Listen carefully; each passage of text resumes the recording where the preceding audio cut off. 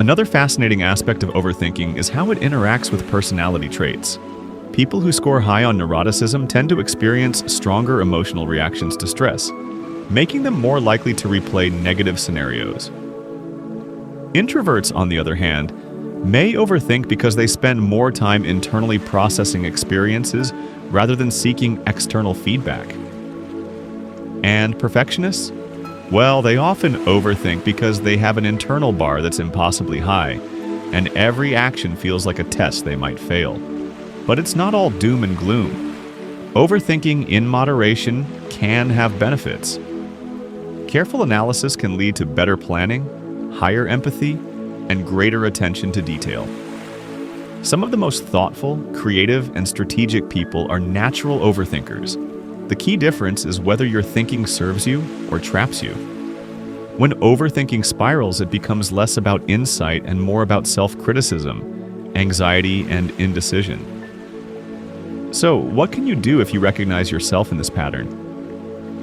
First, awareness is powerful. Simply noticing that you're overthinking can create a tiny gap between thought and reaction, giving you a moment to decide whether the thought is useful or harmful. Second, consider setting limits.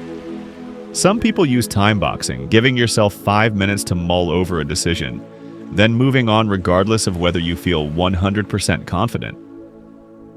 Third, externalize your thoughts. Writing them down or talking them through with someone else can break the loop. The act of putting thoughts into words often diminishes their power to overwhelm. Here's a psychological twist that might surprise you. Overthinking can sometimes signal a high level of intelligence or emotional depth. Research has shown that reflective thinking is linked to analytical reasoning, moral awareness, and empathy. The trick is to harness this ability rather than letting it dominate your life. Think of it as having a high-powered engine. If you don't steer, it can burn fuel without getting you anywhere.